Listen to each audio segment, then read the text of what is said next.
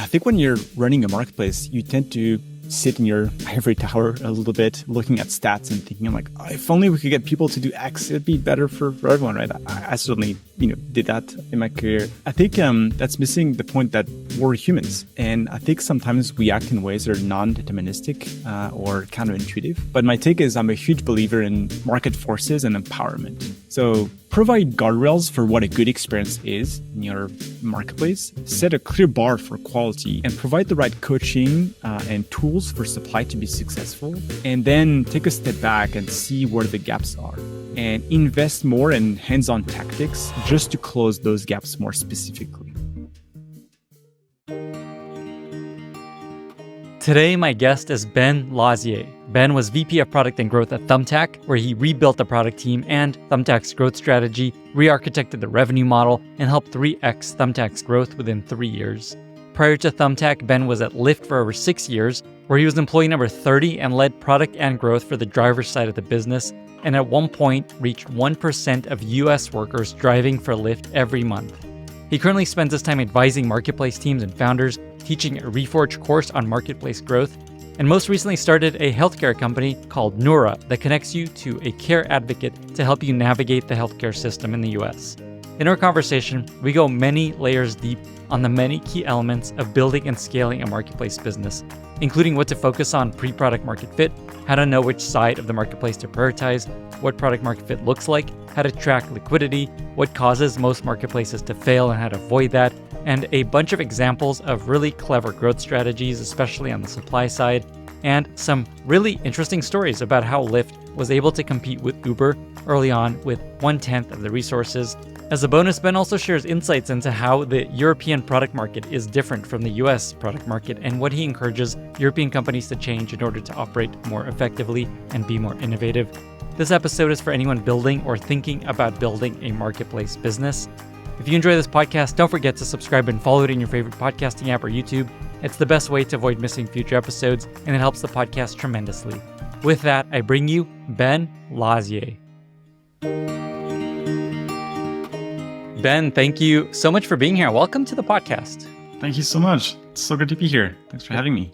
It's absolutely my pleasure. Okay, so you are one of the most knowledgeable and experienced product leaders in the world on building and scaling a marketplace company. And so I want to spend the bulk of our time talking about and essentially extracting as much wisdom out of your brain on how to build and scale a marketplace business so that founders and teams that are struggling with building their marketplace company or just thinking about building a marketplace business can save a lot of time and a lot of pain. How does that sound to you? That sounds amazing. That's a high bar, but I will try to live up to your expectations. I'm confident we will hit that bar. Let me start with just setting a little context. And for folks that aren't super familiar with what is a marketplace business, they hear this term marketplace company. What's the simplest way to understand what makes a company a marketplace company and a marketplace business? I mean, like you mentioned, I love marketplaces. I think I've been building and scaling marketplaces for, I think almost 15 years now. And wow. I feel like they add just such a fascinating dimension to the challenge that we work on as PMs. It's this hidden dimension that you uncover when you work on marketplaces. And I think on paper, what makes a marketplace is pretty straightforward, right? It's two or more sides that are distinct, from one another, and they provide value to each other. And then you have an intermediary trying to facilitate that exchange of value in the middle. Right? So that's pretty simple sort of explanation. I think in practice, it's always a little bit more nuanced on the fringes, right? You have all those interesting dimensions, like how involved is the intermediary defines how managed the marketplace is. So something like Craigslist is super hands-off, unmanaged. And something like Lyft starts to be more into the semi-managed, where the platform significantly shapes the transaction and this exchange of value, right? So I think that's how I see it. But there's also all those sort of like fascinating, variations of marketplaces, I guess. This episode is brought to you by Eppo. Eppo is a next-generation A/B testing and feature management platform built by alums of Airbnb and Snowflake for modern growth teams. Companies like Twitch, Miro, ClickUp, and DraftKings rely on Eppo to power their experiments. Experimentation is increasingly essential for driving growth and for understanding the performance of new features. And Eppo helps you increase experimentation velocity while unlocking rigorous, deep analysis in a way that no other commercial tool does. When I was at Airbnb, one of the things that I loved most was our experimentation platform. where I could set up experiments easily, troubleshoot issues, and analyze performance all on my own. Eppo does all that and more with advanced statistical methods that can help you shave weeks off experiment time, an accessible UI for diving deeper into performance, and out-of-the-box reporting that helps you avoid annoying, prolonged analytics cycles. Eppo also makes it easy for you to share experiment insights with your team, sparking new ideas for the A/B testing flywheel. Eppo powers experimentation across every use case, including product, growth, machine learning, monetization, and email marketing. Check out Eppo at geteppo.com/Lenny and 10x your experiment velocity. That's geteppo.com/Lenny. This episode is brought to you by Paragon, the developer platform for building native, customer-facing integrations with third-party apps. Are native integrations on your product roadmap? Whether it's to ingest context from your users' external data and documents, or to sync data and automate tasks across your users' other apps, integrations are mission-critical for B2B software products today. But building these integrations in-house cost an average of 3 months of engineering, according to the 2024 State of Integration Survey, which results in difficult roadmap trade-offs. This is why engineering teams at Copy AI, AI21, and over 100 other B2B SaaS companies use Paragon, so they can focus their efforts on core product features, not integrations. The result? They've shipped integrations 7 times faster, all while avoiding the never-ending maintenance that comes with rolling your own integrations. Visit useparagon.com/Lenny to see how Paragon can help you accelerate your product's integration roadmap today and get $1,000 in credit on their Pro and Enterprise plans. That's useparagon.com. You mentioned managed marketplaces and just how that becomes something marketplaces start to think about more. I want to get back to that because that's a really important point. But just to even clarify this point, a key part of a marketplace is that the company doesn't own the supply, right? That's, in a sense, kind of what defines their marketplace versus they're just selling stuff. Totally, yes. And I think, again, like you have companies that claim to be sort of managed marketplaces. I think depending on like how you want to look, with investors, perhaps you'll pick like one and go or the other. But that's where you get into like, sort of gray waters. But yeah, like the marketplace implies this concept of two independent and, supposedly autonomous parties that you sort of help connect and provide this exchange of value for them. Awesome. Okay. So let's come back to that because that's a really important topic. And it's something that every marketplace kind of trends towards or thinks about is just like, we're going to control the supply. We're going to manage it. We're going to maybe own it in the future. But let's come back to that. So you work with a ton of marketplaces. You've built a bunch of marketplaces. What do you find is the biggest struggle to building a successful marketplace business? The most common problem people run into? I think there's 2 types of challenges, I guess. There's, when you're talking about creating a marketplace, and then there's when you're talking about scaling a marketplace. For creating a marketplace, I see many founders that are pre-product market fit, super eager to nerd out on marketplace dynamics. They're super excited to launch a marketplace. We all are.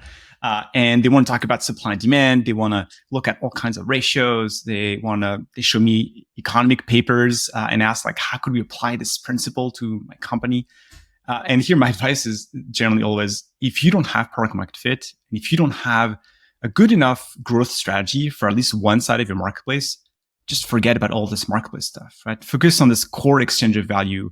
Go deep with one side of the marketplace and see if you can rely on some crutch, some hack for the other side for the time being, right? And you see companies like, Airbnb and Thumbtack doing this with Craigslist pretty early on to jumpstart their growth. There's just countless examples, but don't get distracted by, this shiny and cool sort of intellectually challenging idea of working on a marketplace, and nail the basics of your product market fit at first.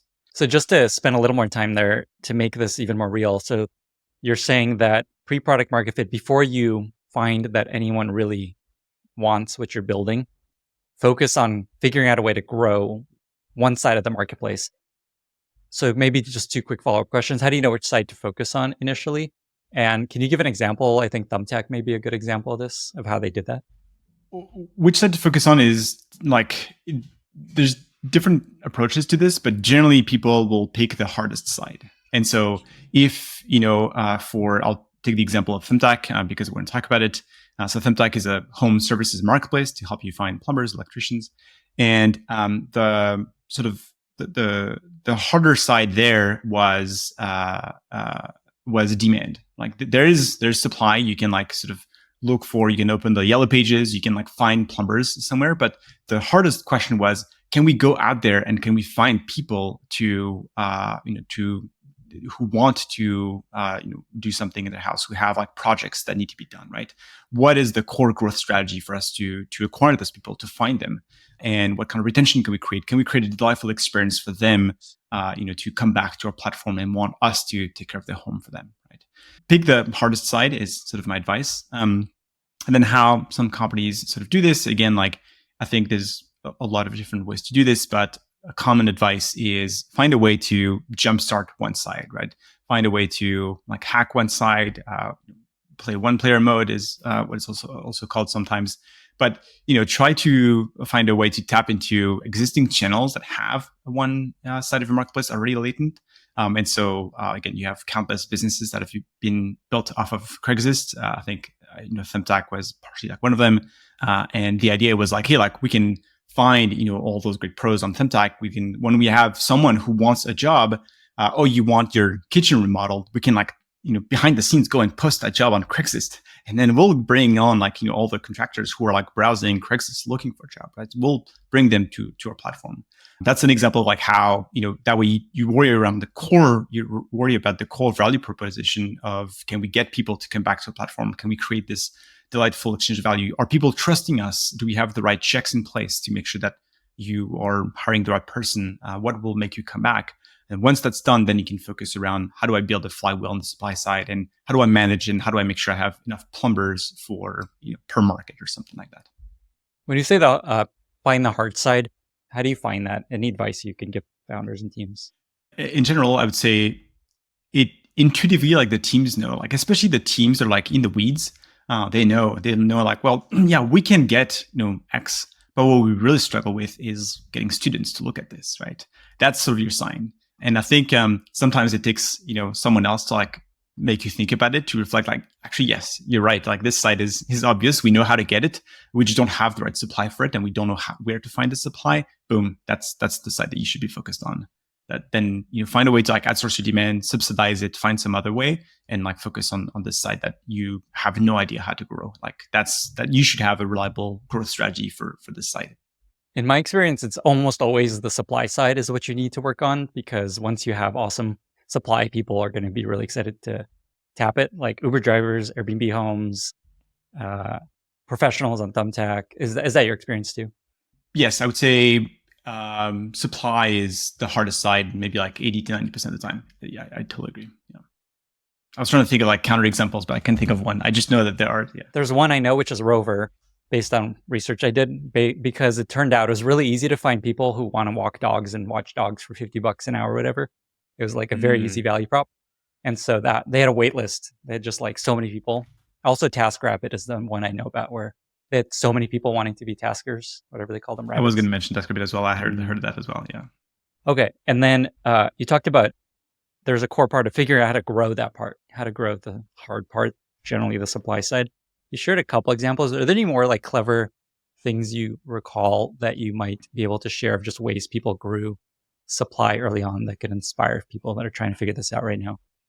Yeah, I think there's a couple of like common like tactics I would say like pretty early on that I think companies like rely on. So we've talked about jump starting one side of the marketplace with like Airbnb, with Thumbtack and Lyft also leverage jump boards. You have also a lot of companies like building like value-added services like pretty early on as like a core way of retaining supply like pretty early on. Like let's build a really compelling basket of value for this supply, and this is going to be like the thing that like appeals everyone. OpenTable did this like really well with like all the restaurant services. Other things that I've seen people use like really well early on, or converting your supply into demand or demand into like supply pretty early on. So Lyft, we tried that. It actually didn't work at Lyft, but I know other marketplaces have been like pretty successful with like with that.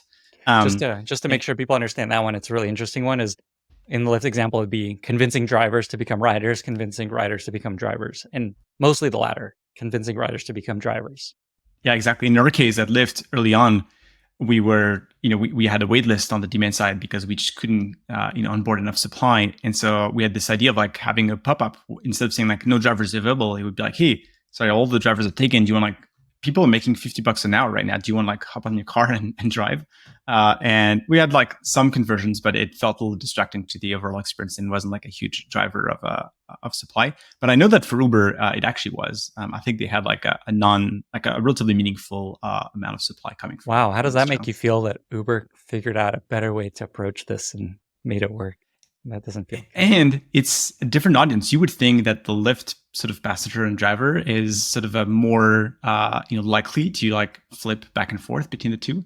I don't know. Some PM at Uber outdid you guys. Oh no. Yes, on a couple of other things, and we outdid them on a few other things. So we'll talk about Okay, that's right. So essentially, what we've been spending some time on here is just when you're starting a marketplace, figure out which side you need to drive, because that's what will unlock this opportunity. There's a hard thing that nobody's ever done before. And most of the time it's build a bunch of supply that nobody has done before. And there's all these tactics for how to do that.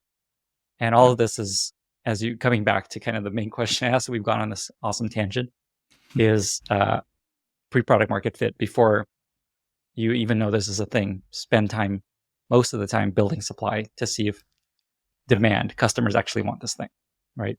Exactly.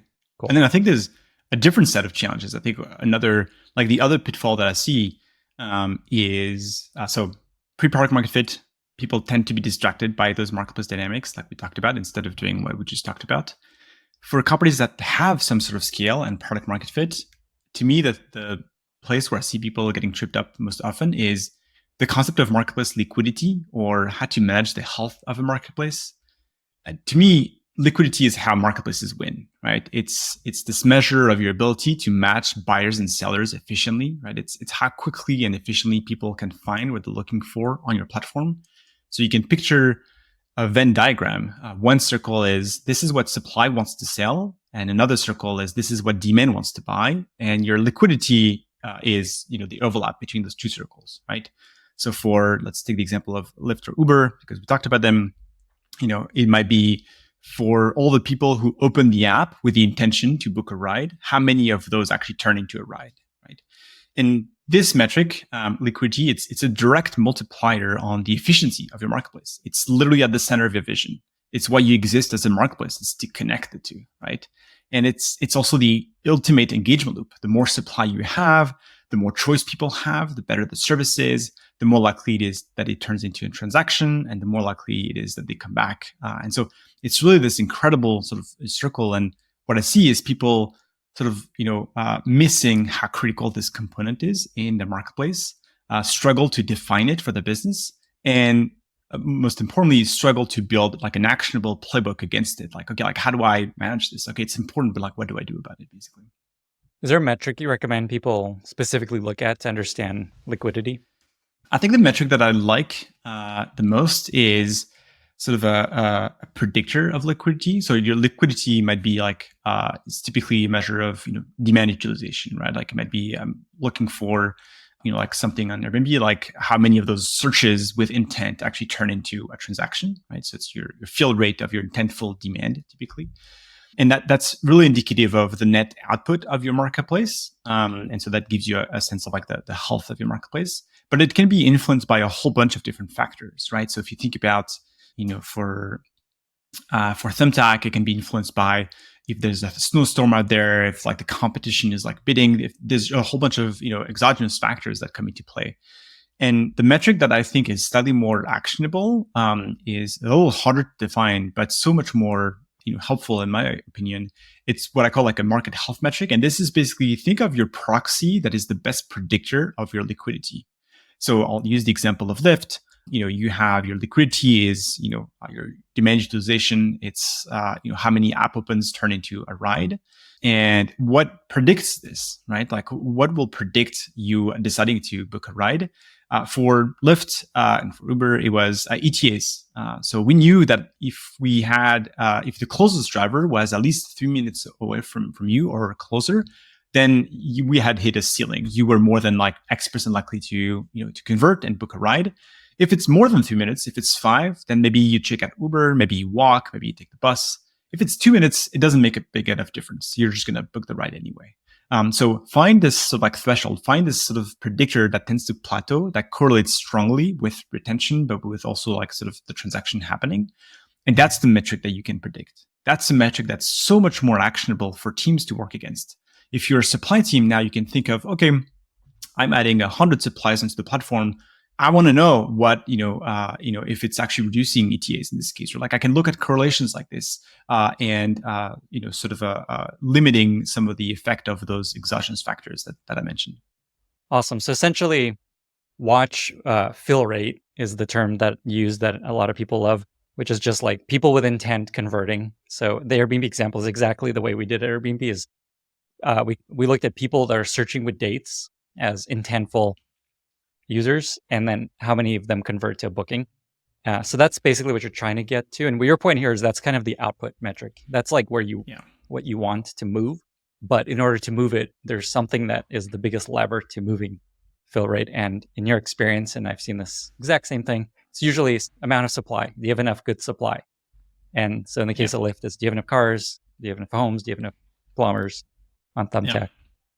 And that's usually where you can actually impact fill rate. Sweet. Yeah, exactly. And that becomes the goal of the team. That becomes the focus of the company. Basically drive that up in all the little markets you're in, all the categories you're in. Exactly. Yeah, completely. Awesome. You mentioned this idea of product market fit, and the things change, pre-product market fit, post-product market fit. Classic question. I'm curious if you have any insights here, just like what tells you that you've climbed that hill of product market fit, that you might have product market fit, or you definitely have product market fit in a marketplace? It's hard because to me, the two are almost independent. Maybe this is a hot take, but I feel like product market fit is independent of your marketplace dynamics. You might have like, a great product and it provides amazing value to both sides, but you have yet to crack the flywheel on the supply side for how to bring those people. You don't have the right product channel fit, for example. And so this will have a massive impact on the dynamics of your marketplace.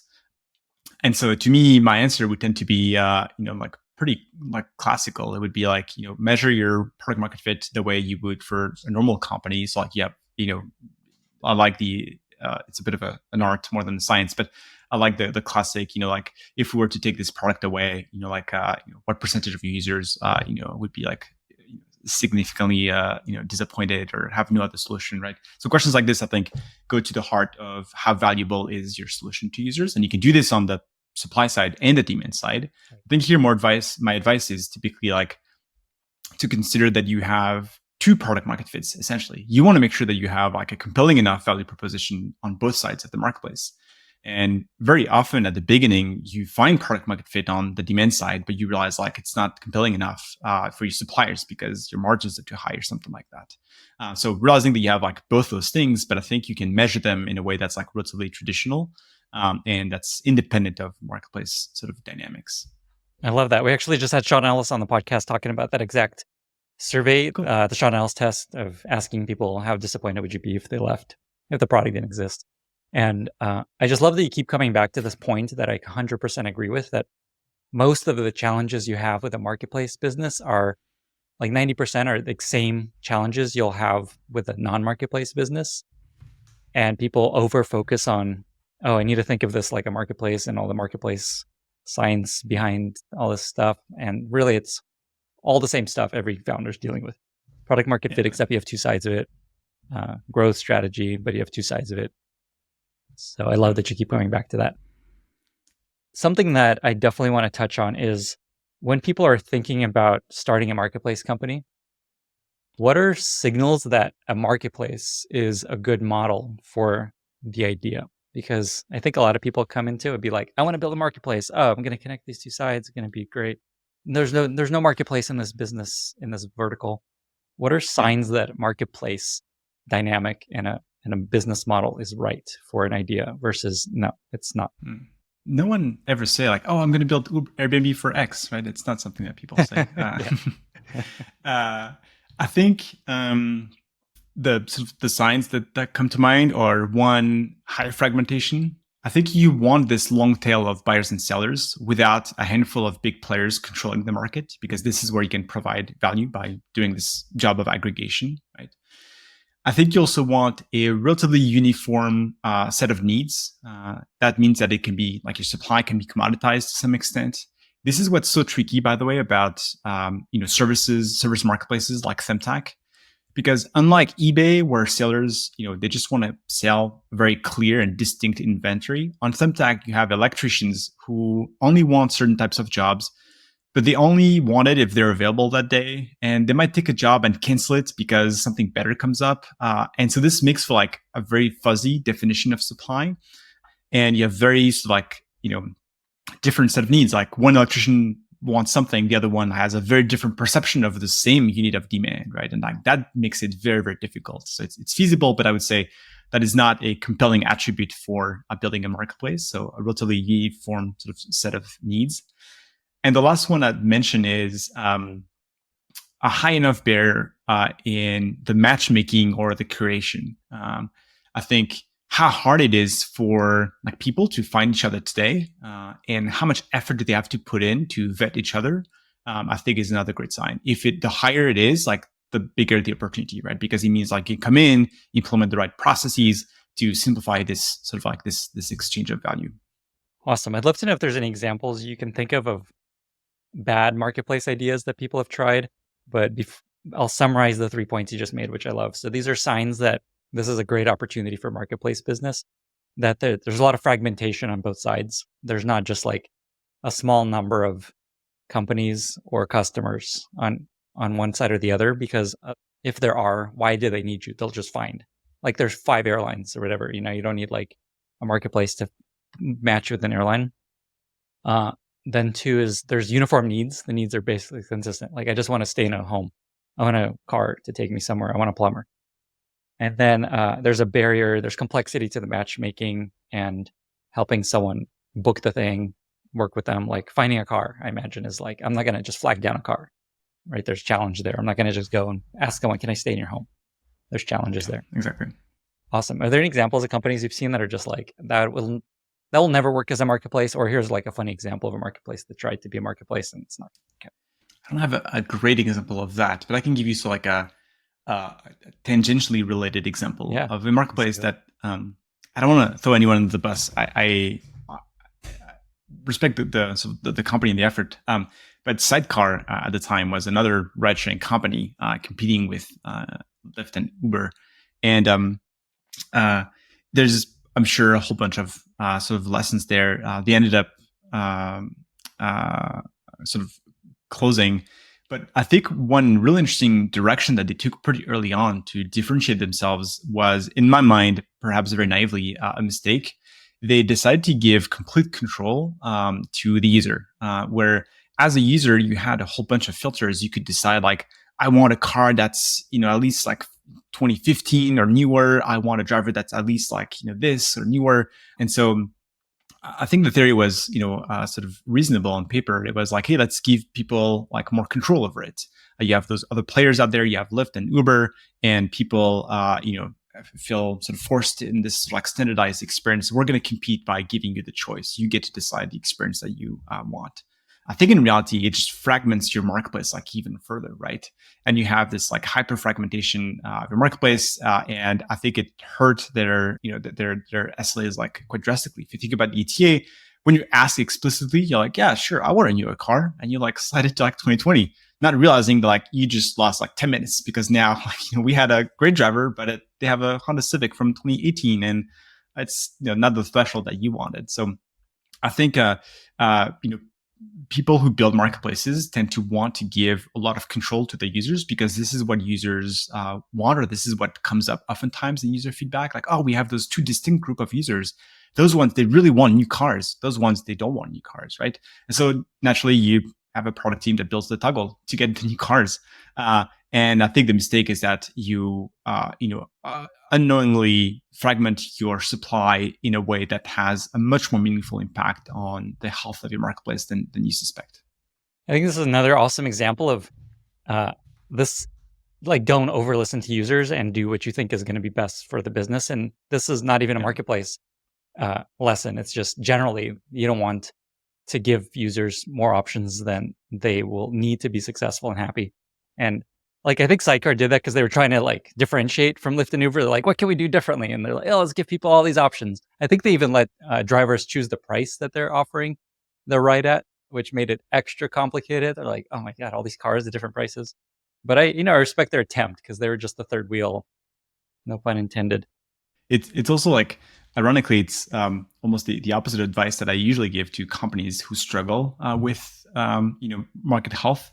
It's, if you have like different verticals, like try, if possible, to like open up your supply walls. Like your user is telling you like X, but try to give them like something that is tangential to what you think they want, because odds are that they are actually fine with it. There's this amazing example from Thumbtack.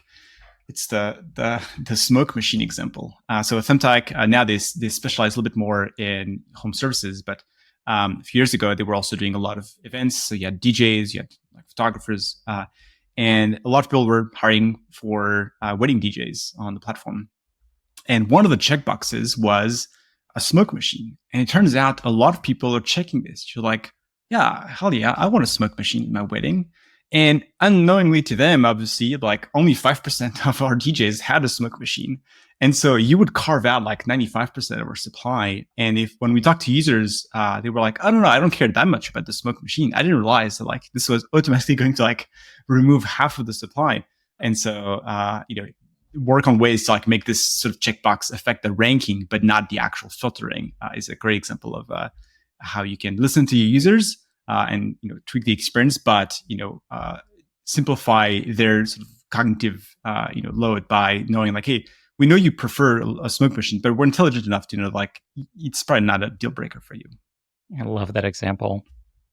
The other thing that I think is important to talk about briefly is when you're thinking about building a marketplace, a lot of times they fail because the business model just doesn't work. I think about a company like Cherry that tried to do Uber for car washes. And in theory, there's like a smart idea of I'm going to just do on-demand car wash. The problem is no one's going to pay what it costs to do that to the like a car wash person shows up and washes your car. Yeah. I think cleaning is another example. There's also just like Exec is another one that comes to mind. Oh, Exec, yeah, where it's just like someone who come does stuff for you. Something, yeah. Yeah. And so I guess, is there anything you want to add there? Just like, this is another reason your marketplace might fail. Maybe just let me expand on this question. Just what are the most common reasons marketplaces fail in your experience? And I think it's important to say most marketplace ideas fail, just like most startup ideas fail. The most ideas period fail, I think. Most ideas period fail. Same, coming back to most of the things you're going to struggle with are the same things that every company struggles with outside of a marketplace. Yeah. So let me just ask, is maybe specifically within marketplaces or even just broadly, what are the biggest reasons that marketplaces fail?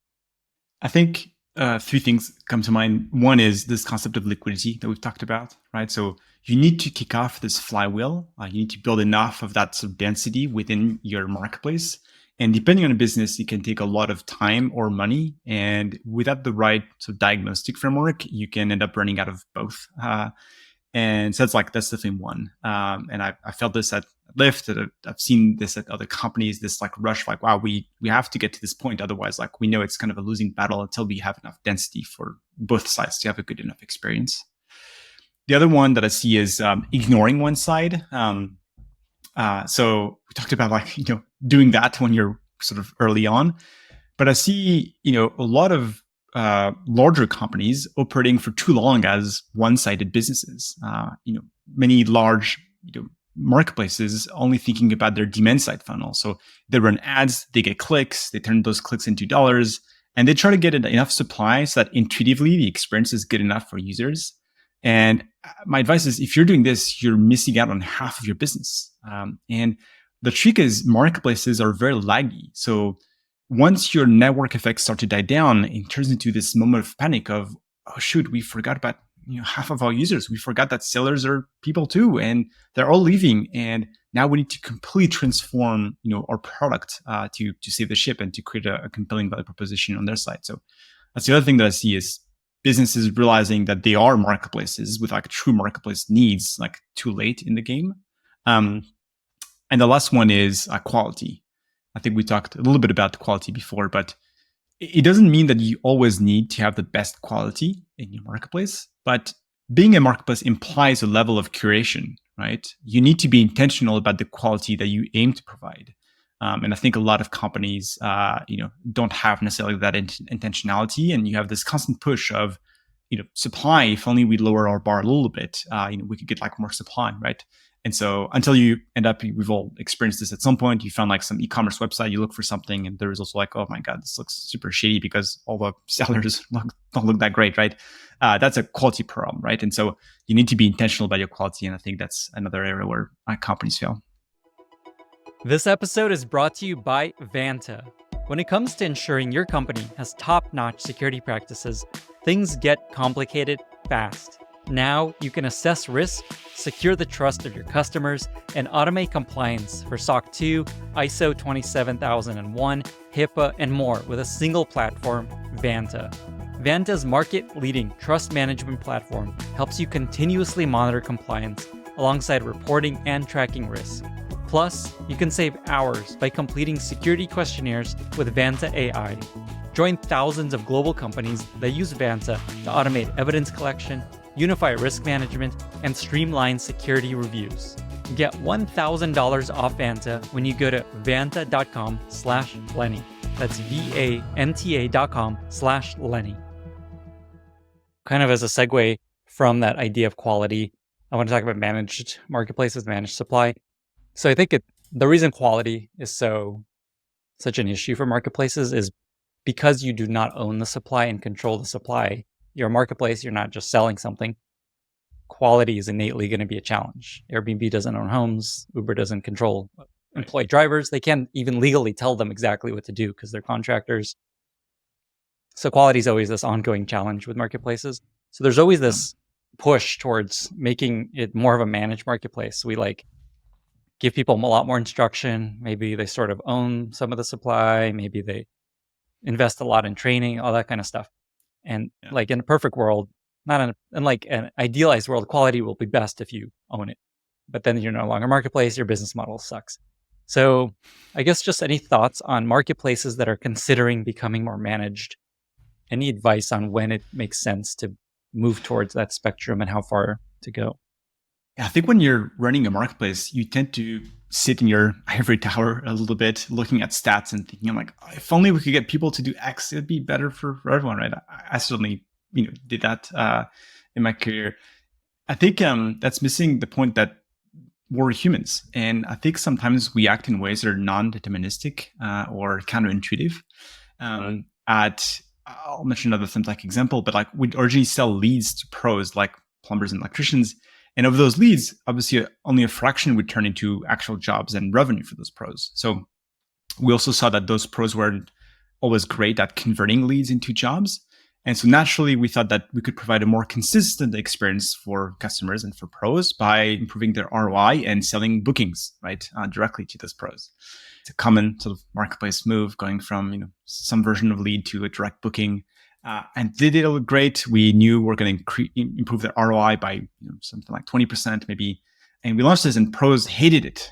They hated it because they actually subconsciously they liked the thrill of the sale, right? They loved this contact with customer, and they sometimes completely overestimated their ability to close a customer. They were like, "You took all those phone calls. They kept me busy. I felt like I was hustling. I was about to close this customer." And so no matter what the data says, if we increase their earnings by 20%, the pros don't feel this way, and it's their right to feel however they want. And we saw the same thing at Lyft when trying to make driver earnings less volatile. We had to fight a lot of that perception and a lot of that peak end effect. So my call out here is any attempt at control can be really tricky and backfire in ways that are unpredictable. You also touched on sort of employment classification, right? In the US, when you talk about controlling supply, all the lawyers are like, no, that's not something that we do. Because, if you control your supply, then they're, can be legally classified as employees and be entitled to a whole bunch of benefits. So my take on this in general is I'm a huge believer, and it really depends on the type of company, I should say, obviously. But my take is I'm a huge believer in market forces and empowerment. So provide guardrails for what a good experience is in your marketplace, set a clear bar for quality, and provide the right coaching and tools for supply to be successful, and then take a step back and see where the gaps are and invest more in hands-on tactics, just to close those gaps more specifically, right? So lots of like coaching tools that Lyft, Uber did it. Like most sort of marketplaces like provide some sort of coaching. You have like a review system, perhaps you have like stars for your sellers. For sellers who fall below the threshold, then like coach them, provide them the right tools, the right guidance. What is the standard that you have on your marketplace, and help them meet that bar. And for people who like fall in, for the gaps that you have, then that's when you invest in like sort of more hands-on, tools. And this is one of the things that we did at Lyft also with the rental company that we spun up. I'm happy to tell you more about that if that's interesting. I'd love to hear about that. Before we hear that, is there any marketplace that has been very good at up-leveling quality without becoming managed, that did this really well that you can think of? Yeah, there's a talent marketplace called Thumbtack, and they are specialized in this. They have a really high bar for quality. They claim to only have like sort of the top 1%, top 3%, I believe, of talent out there, and they have a really amazing sort of like set of checks and processes.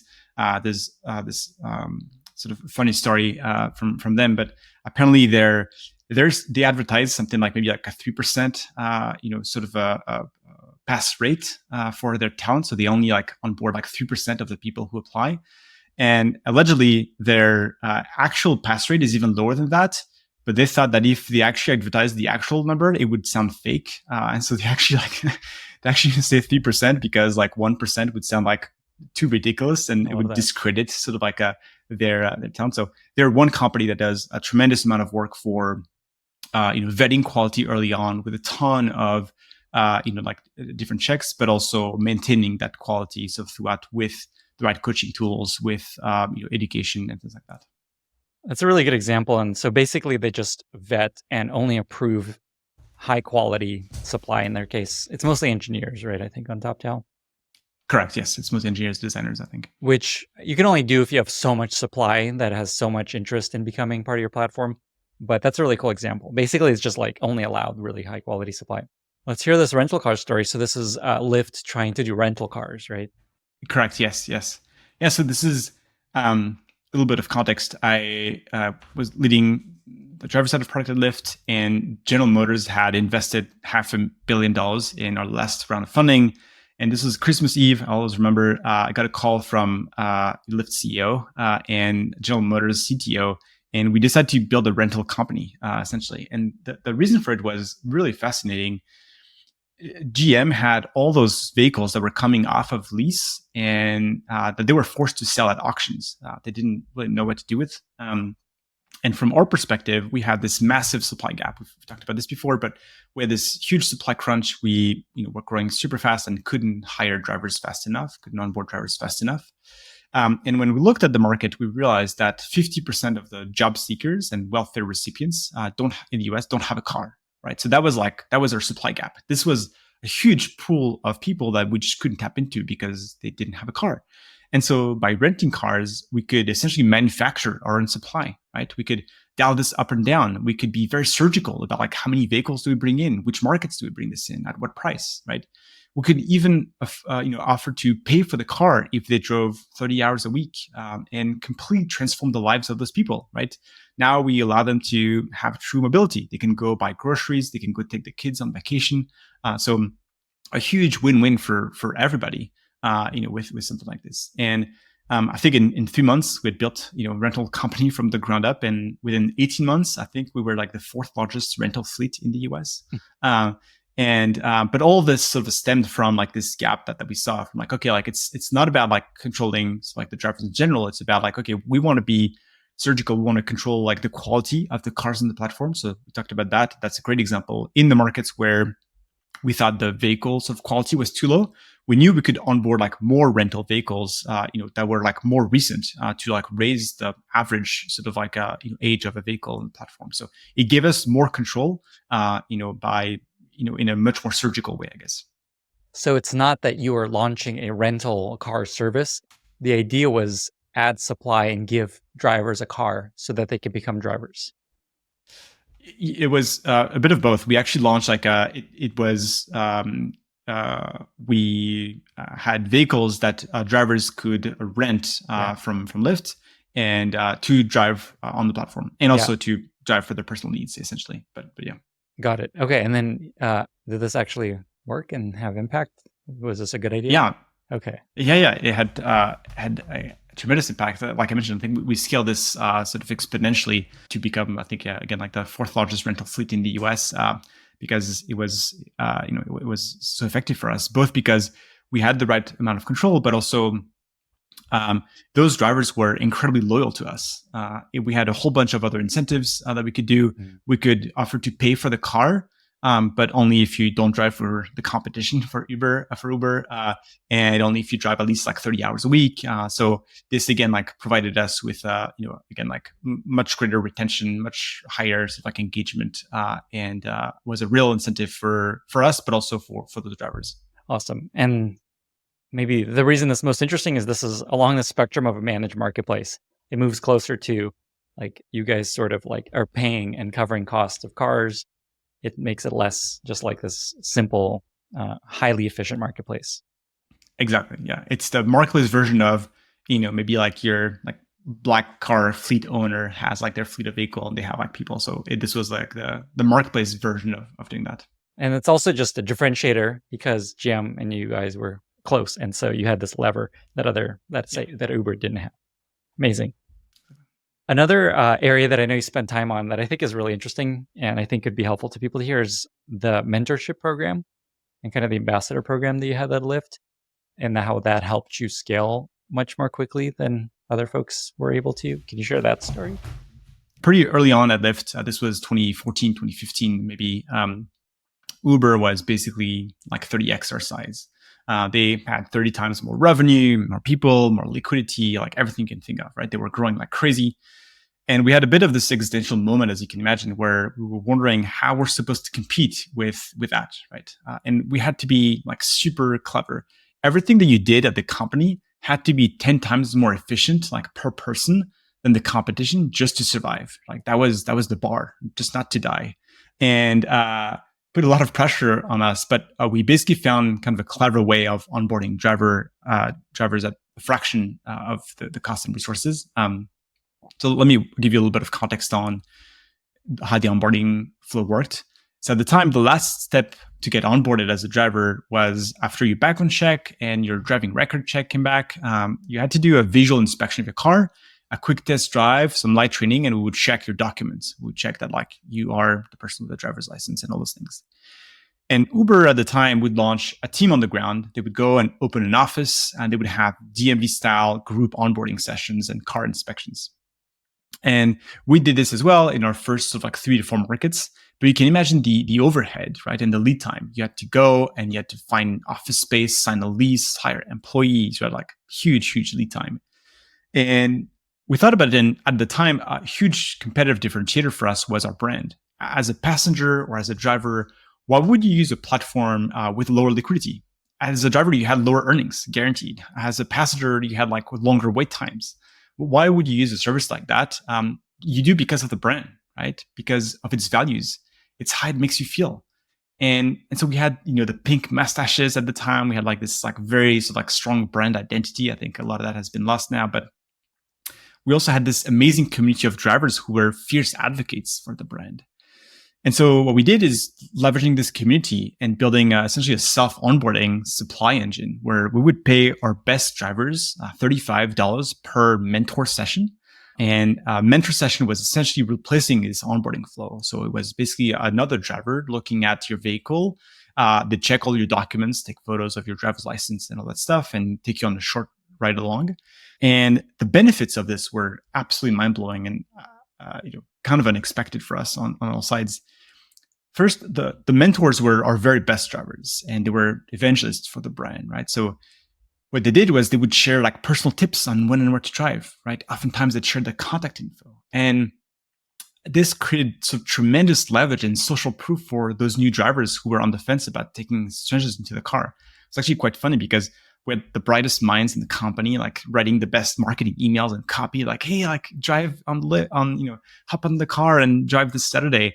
And you had all those drivers, like all those mentors, like, no, don't listen to those Lyft guys. Like, here's what you should do. Like, go, on Tuesday at 2 p.m., text me. I'll tell you where the good spot is. And this is like how you're going to get right. This is how you're going to get rich and make a lot of money, right? And this recommendation lever was just so much more powerful than anything we could be telling you, right? And so very, very sort of like efficient activation lever for the new drivers. For us, also very, incredibly scalable, right? We could fly a small team to rigorously vet and onboard maybe like 10, 20 top drivers. And then they'd fly to a different market. And we would let the rest of our drivers be onboarded by those mentors. And even for those mentors, for those like top drivers, it was an incredible recognition lever. For them, if you were like a 4.9 driver, you had enough rides, you knew you had a chance to make it into being a mentor. And this provided additional earnings opportunity for you. If you did 2 mentor sessions in an hour, you could make $70 an hour.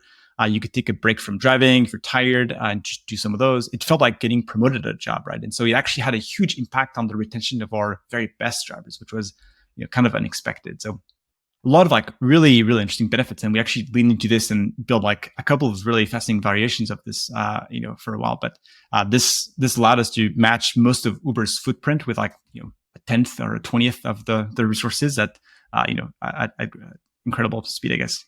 That is an amazing story, and it's such a great lever that I totally agree I don't hear people using, and I wonder why. So what I'm hearing is it was cheaper, the drivers were making money. I imagine the drivers trained by the mentors ended up being better drivers. That's what we saw at Airbnb. Hosts that came in through a referral ended up being better hosts for whatever reason. And you're saying basically this is what allowed you to compete with Uber at a much smaller scale and much less money raised. Amazing. Yeah, exactly. You said there's like a couple variations you did. Is there anything interesting there to share? Just like things that you built as a follow-up based on the success? So like the next step in that journey was basically we were growing like crazy, but now we had cracked like the activation phase, but now we had a whole bunch of people like dropping off in the funnel like before activation. Like, so they didn't enter their SSN or they didn't enter like the right info for us to run like all those checks and the previous steps of the onboarding flow. And so we built a team of, hundreds of account executives, and their job was just like pick up the phone and like call those drivers. And so we had the same, aha moment, like, could we get, some of our best drivers to do that for us and empower them to like, to be a part of this. And so we did this, and we launched like another like sort of role we call them recruiters. And so as a recruiter, as a driver, you could just like, if this was quiet, on the road, you could just like hop on your phone and you would have like a mini sales dashboard where you could like claim leads. And this was like a driver who had dropped off in the funnel, and you had like a tool your phone number. You could like just call them and text them. And same thing, those guys were outperforming our very best of like trained salespeople, because amazing. It's not like, hey, it's Ben from Lyft, like hop on the road, please. It's like, hey, my name is like, James, and I'm a fellow driver as well. Like Lyft told me that you have a complete application. Like, do you have any questions? Do you want me to like come to your house where we can do this together? And we would pay them $20, per person that they like converted to activation. And so something like incredibly scalable for us. Another way for us to reward and recognize like our best drivers. And it also provided like a really interesting way for us to like smooth out the supply and demand. The problem with a marketplace like Lyft is that you have like this big spikes, right? Like everyone wants to drive on a Tuesday at 2 p.m., but everyone wants rides, on a Saturday at 2 a.m., right? And so how can you manufacture demand, like during those low utilization times? Like this was a great way to do that. Now you could like, wait on the road and like still make money, while just sitting in your car while waiting for the next ride. So this was another sort of iteration of this model that was like really cool.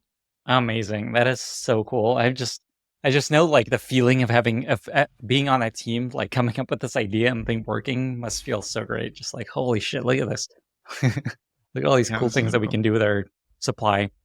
Something I wasn't going to get into, but it might be interesting just to hear if you have thoughts on this. So I'm looking at, I've been a huge fan of Lyft from the beginning. I used Lyft the very first weekend it came out in San Francisco, and there was like 5 drivers.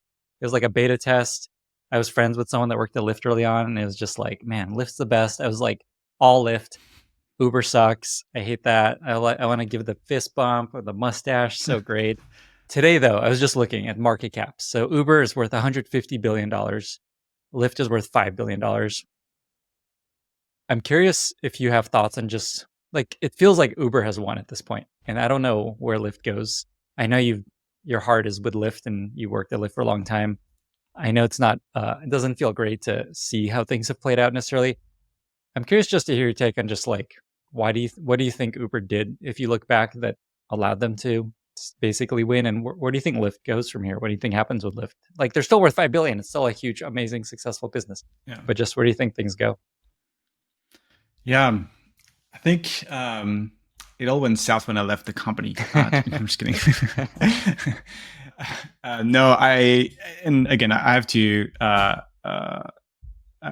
call out the fact that I haven't been close to like sort of Lyft and their business and strategy for like many years at this point. So take this with a grain of salt. This is my very naive perspective, but I think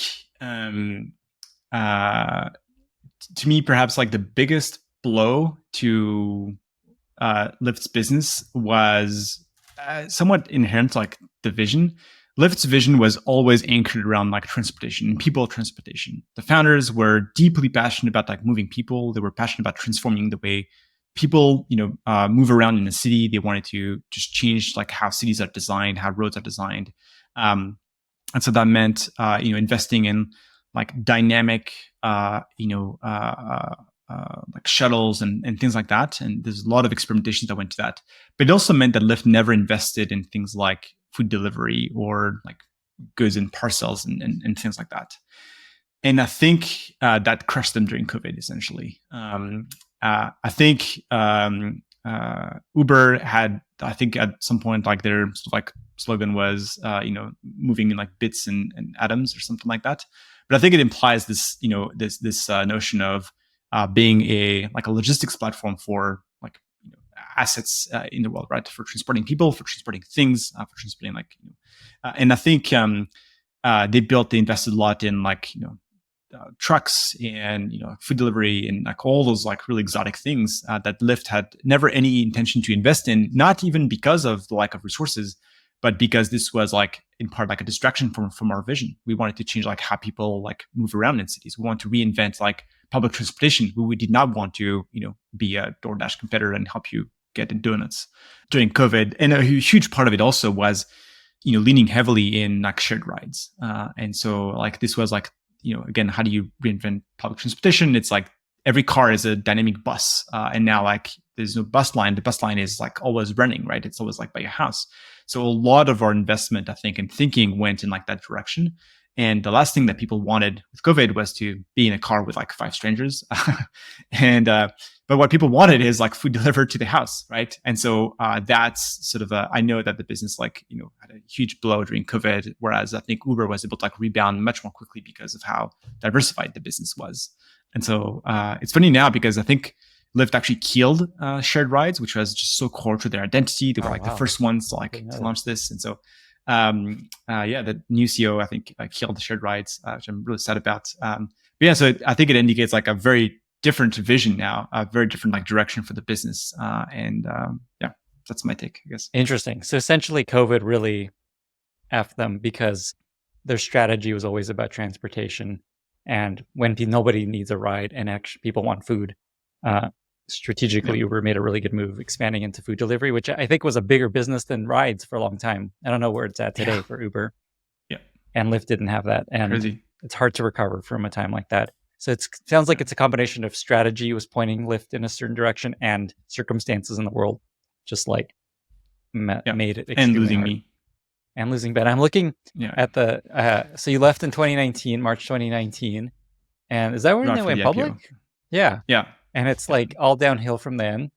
And then I'm telling during COVID, actually, when there was a big bump, which I think when people started writing again, and then it went down again. So I think there is a correlation there. So there we go. That's the thing. Don't ever fire Ben. Don't let Ben leave. That's our takeaway. I was not fired. Yeah. Just to be clear. I'm just, okay. I was just different ways you might leave a company. Don't let it happen. I'm kidding. Okay. So there's 2 more things I want to spend a little time on before we close up.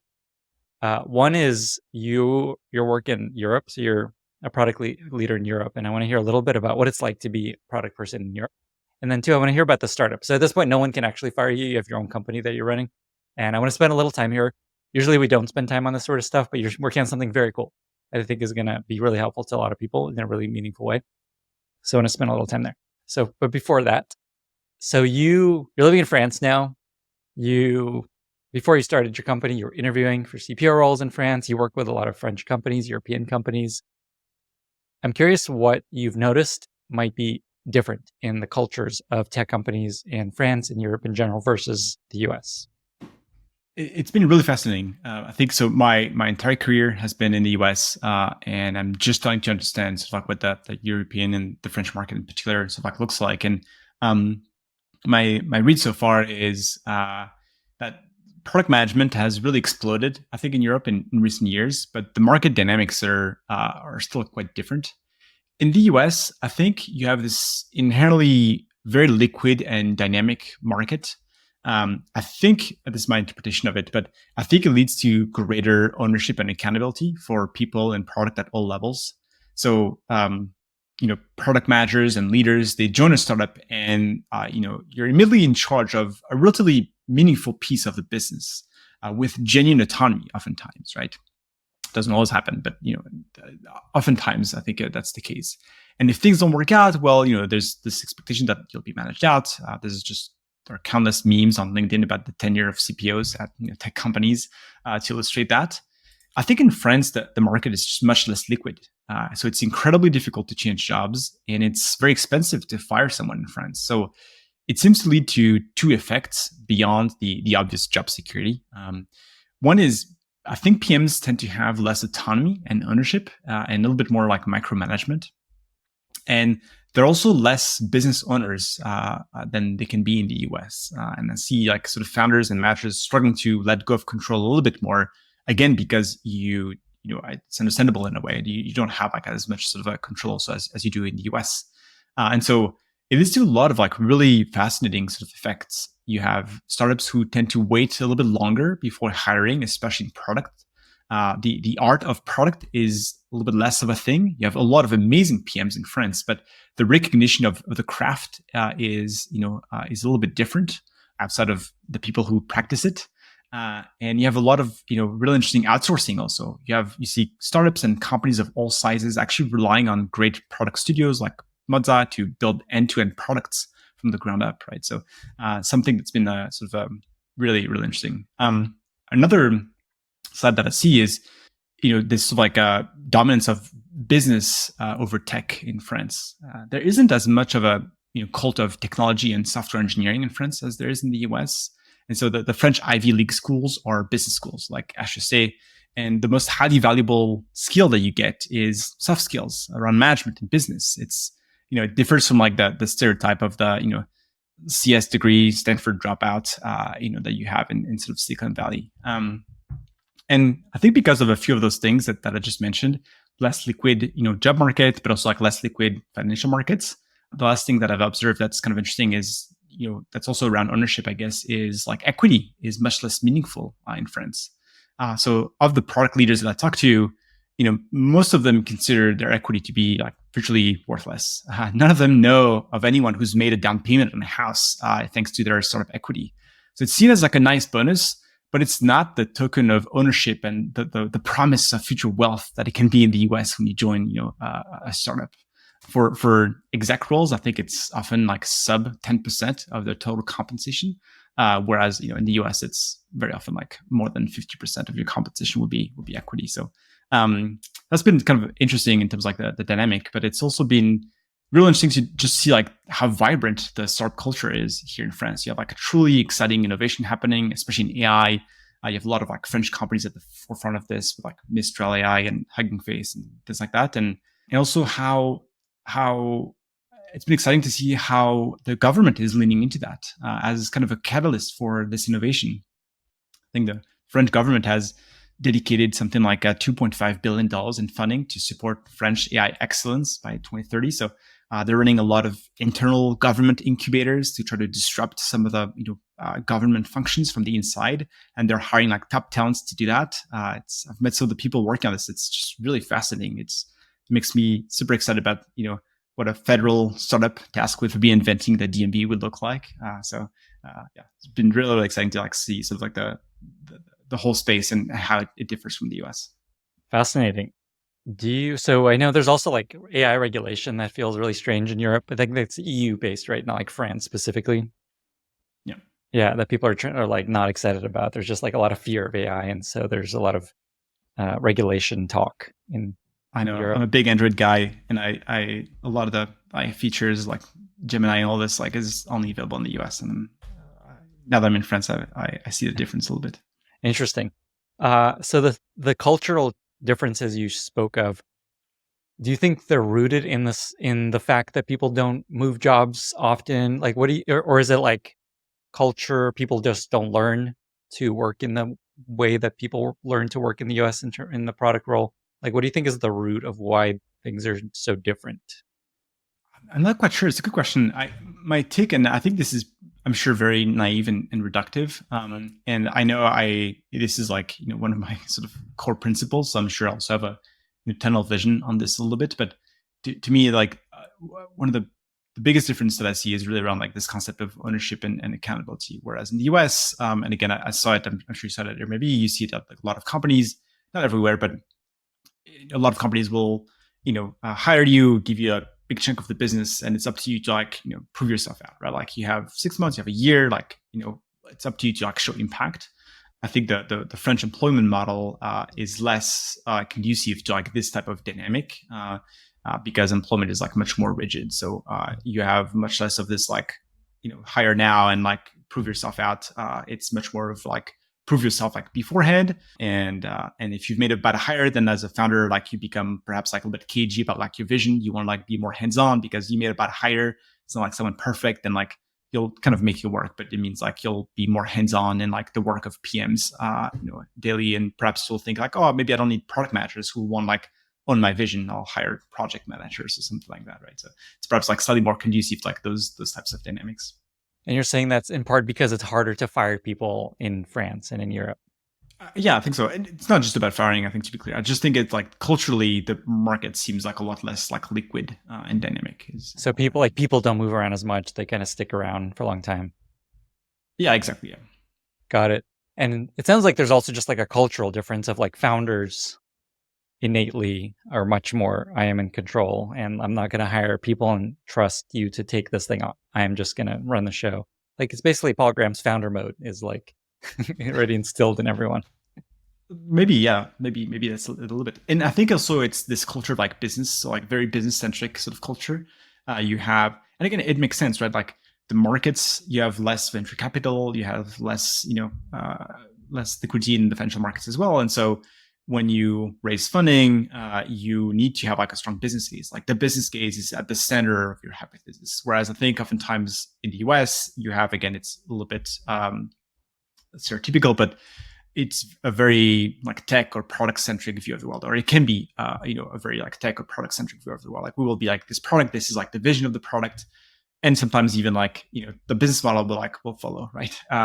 And in France, I think like the business model like has to be like front and center, perhaps for you to like be able to raise venture capital, for you to be able to like even exist, right? So it means like it attracts a lot of like business, minded, entrepreneurs, much more so perhaps than like tech minded or product minded entrepreneurs. Got it. If someone wants to help their company in Europe and France operate more closely to the way companies in the US operate, do you have any advice for them? I know you talk and work with a lot of companies in Europe. What do you help them change and see differently?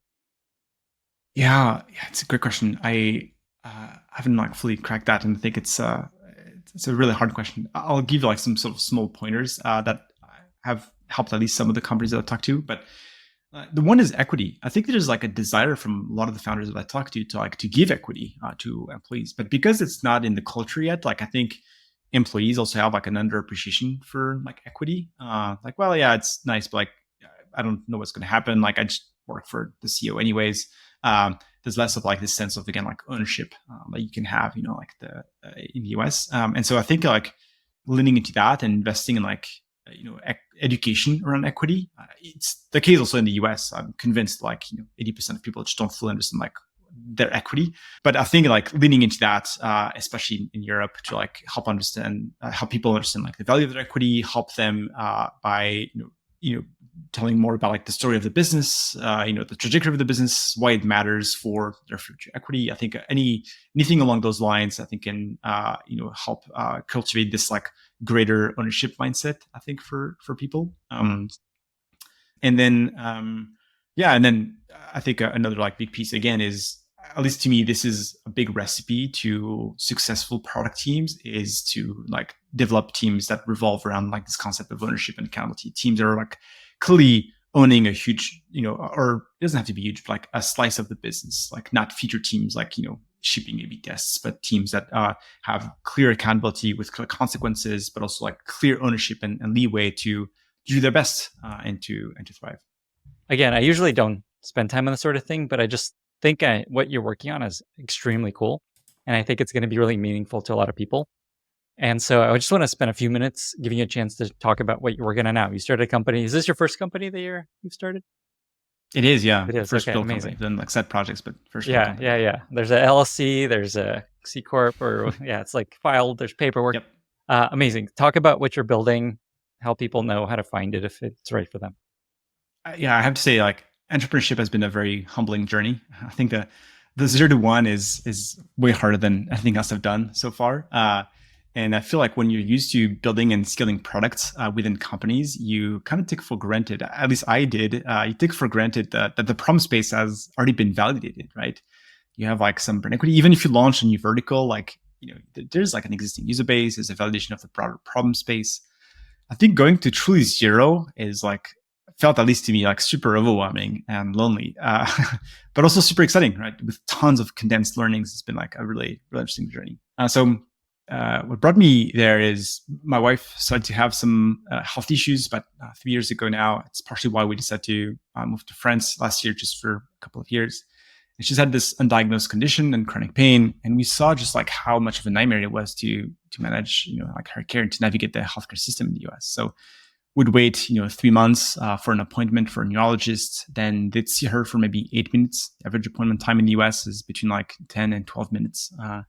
They dump a bunch of jargon, say like, hey, tests will look normal. Like, sorry, like you should just go see this other specialist instead. Would wait another 3 months, see another specialist.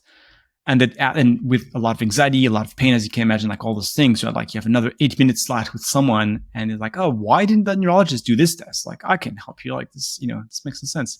And so you just like, it ends up feeling like incredibly isolating. Like the whole time, we just felt completely alone. It was just like us and Google. We felt we kept getting conflicting advice from doctors. And I was spending all my time researching specialists, what solutions to consider. I'd spend all my nights reading through like research papers to like understand like, hey, what is the academic consensus on this particular treatment that the doctors don't seem to know about, right? And yeah, throughout this whole process, it felt like no one, really had her back. No one within the medical system was fighting for her the way that your family doctor, might have fought for you 20 years ago, knowing everything about you and being like, Lenny, like, let's talk about this. I know your uncle had this, right? Like there's this sort of like a sense of advocacy that came from your family doctor that just doesn't exist today, right? It's not uncommon for doctors to have thousands of patients that they see like just a few minutes each year. And so digging into this, we just realized like this is not an isolated case. You have nearly half of Americans have at least like one chronic condition or have to deal with like some sort of like, complex health issue largely on their own. You see a lot of like those, large online communities revolving around like chronic conditions or chronic pain and trying to make sense of it and advocate for themselves. And I think I want to be clear, in my mind, the problem is obviously not about the practitioners, right? It's systemic. It's just growing financial pressure from private equity firms. It's just countless other factors. But you see the physicians being overwhelmed, overworked, burning out, and you see that pressure just, only increasing, I think. So I basically spent the next 6 months just talking to hundreds of patients and doctors and experts. And what we built is basically a platform to help people fight for their health. And so we want to close the gap between like patients and the healthcare system. There's this critical layer of the system that's missing, I think. People are navigating life-threatening or debilitating conditions largely with Google. And at some point, you just get tired of fighting for yourself, right? So we connect people with complex conditions, typically with their own health advocate. So it's essentially like their own health assistant. They're available 24/7 to help you navigate your care. So we find appointments for you. We help you prepare your appointment. We make sense of a diagnosis or test results. We spend hours researching solutions and potential treatments. And just more generally, we do everything we can to help you just better advocate for themselves, basically. And yeah, launched in the US early version of this a few weeks ago, and the engagement has been really mind blowing so far. We're helping cancer patients, people with a lot of those sort of like niche chronic conditions, and literally harassing the doctor's office, like, hey, like we still haven't received that referral, like all the things that you just get tired of doing when you're dealing with like so many appointments and when you're having to manage a condition like this. And our mental model is, what would we do if this user was, our partner or our parent, right? You'd likely like spend all night combing the research. You'd call like all the providers in the state to be like, hey, who has an appointment? Because there's no PT available for the next like 2 months. Like we'll find you a PT available sooner, right? So we're building the engine to do that at scale essentially and make people feel like they're not alone and that someone is fighting for them. Super cool. It's sad that we need something like this, but we do because the healthcare system is so not ideal. And so it's basically someone in your corner that's like in the inside that knows how these things work, that is there to help you through the process. What's the company called? Where do people find it? Yeah, it's called Nurra Health, and our website is Nurra, NURRA.me. Awesome. And we'll link to it in the show notes. And just to be clear, I'm not an investor. I'm just like excited about this thing because I think a lot of people need this. Just to loop back to what we've been talking about, it's not a marketplace. How would you describe this business in relation to marketplace companies? We're ignoring the marketplace dynamics. I'm following my own advice, and I'm jumpstarting one side of the marketplace. The health advocates were, jumpstarting this side for now, and we're only focusing on what I think is going to be the hardest side for us, and it's going to be demand. Like, how do we find those people? How do we create the right value proposition for them? So that's what we're focused on. So and so in the future, there may be a marketplace component here, is what I'm hearing. Yeah, exactly. Interesting. Very cool. Ben, is there anything else that you want to share, mention, leave listeners with before we get to our very exciting lightning round? No, thank you. Well, with that, we've reached our very exciting lightning round. Ben, are you ready? Woo! I'm ready. All right. First question. What are 2 or 3 books that you've recommended most to other people?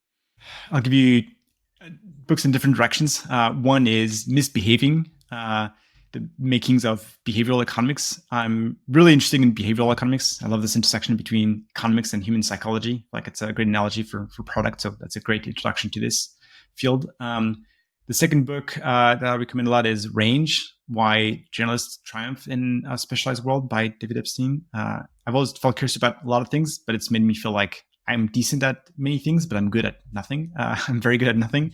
And so even in my career, I'd see like all those PMs who were like machine learning gurus leading conferences on weekends that were contributing to AI think tanks. I just felt like a generalist, So if you feel this way, this is a great book to make you feel a little bit better about yourself and your imposter syndrome. At least it did for me. And last one, nothing to do with business, but Immune by Philipp Detmer.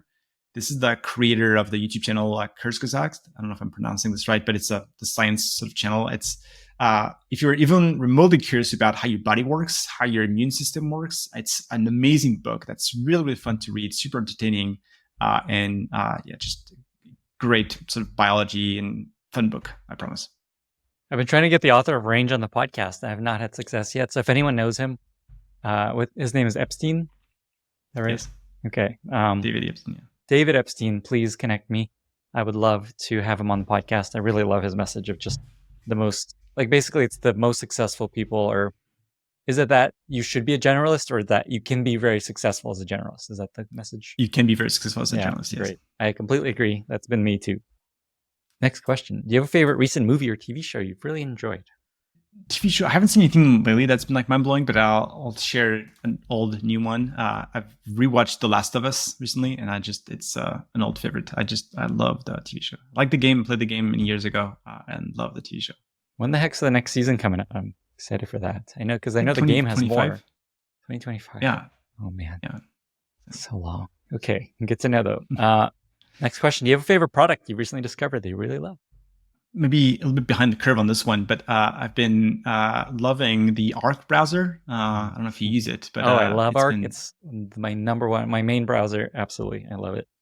Amazing. All right, so yeah, you know all about it. Yeah, it's been really fun.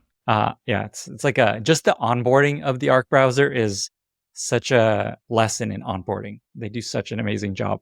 So like that alone is a great thing to do as a product person. Just see how they do onboarding.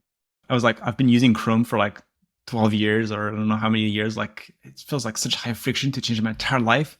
In like 8 seconds, it was done. It felt like home. I was like, wow, this is way faster than I expected. 2 more questions. Do you have a favorite life motto that you often come back to, repeat yourself, share with friends or in family? I don't have anything like particularly philosophical, unfortunately. I lived in Tahoe for a few years. I live now in the French Alps. So I have a frame with John Muir's quote, "The mountains are calling and I must go." I feel like this is it's my sort of grounding place. Like the mountains are my happy place. And so I don't share that work often. I don't like peace out in the middle of meetings like "the mountains are calling, I must go." but it's been sort of like a grounding, mode, I guess, for me. That's beautiful. That just, my nervous system relaxes just hearing that quote. And I know you live in a mountainy part of France, so you've done it. You've listened to the call. Final question. You live in France. The Olympics were just in Paris. Did you go to any of the games? Did you watch any of the games? Anything stand out to you about the Olympics that were not so far from where you are now? Great question. I did not see any live events, unfortunately. Perhaps like the highlight for me was I'm a big mountain biker, but in like the biking realm, I love the men BMX event where like all 3 men on the podium were French. So this was like a kind of a great moment for France. I didn't even know that was an Olympic sport. So it's a BMX like mountain, like dirt bike kind of race. Yeah. Wow. So cool. Amazing. Ben, thank you so much for being here. 2 final questions. Where can folks find you online? And what else are you doing that people can check out if they want to learn more? And how can listeners be useful to you? Yeah, you can find me 2 things that are perhaps helpful for people out there. One is I have a Reforge course. So if you're curious about marketplace, if you want to dig deeper into marketplace growth, I have a course on Reforge. We're about to do our 5th or 6th cohort, I think now. It's been going really well. We've been working with tons of really, really cool marketplaces, going much deeper into some of the topics that we just talked about. So if you're interested in marketplaces, I would say check this out. And on that, real quick, is the customer ideal, is it founders or is it like PMs on at larger marketplace companies? Who is this perfect for? It's we've had both founders and PMs and sort of like heads of product, but it's my strong recommendation. It's people that have product market fit. Again, per our conversation, if you don't have product market fit, wait a little bit before enrolling in this course. Focus on your core business before worrying about the marketplace dynamics aspect. And then I cut you off. There's something else you were going to point to people to. Oh, and just Nurra, the company that we're building. Anyone that you know, or if you yourself have sort of chronic or complex conditions, and if you feel like you need help managing your health and navigating your care, would love to help or hear how what you need and how we can help you. And our website is nurra.me, nurra.me. And then how can listeners be useful to you? If you have advice, if you know anyone in the space, if you're interested in like learning more about this, if you have like advice, if you have learnings, if you know anything about this, I would love to hear it. If you have like hot takes about marketplace, if you disagree with any of what I've said, I'd love to also hear it. I love it. Ben, thank you so much for being here. Thank you so much for having me. It's been a dream come true, finally. Oh, coming on this podcast. Same for me, Ben. Bye, everyone. Thank you so much for listening. If you found this valuable, you can subscribe to the show on Apple Podcasts, Spotify, or your favorite podcast app. Also, please consider giving us a rating or leaving a review, as that really helps other listeners find the podcast. You can find all past episodes or learn more about the show at lennyspodcast.com. See you in the next episode.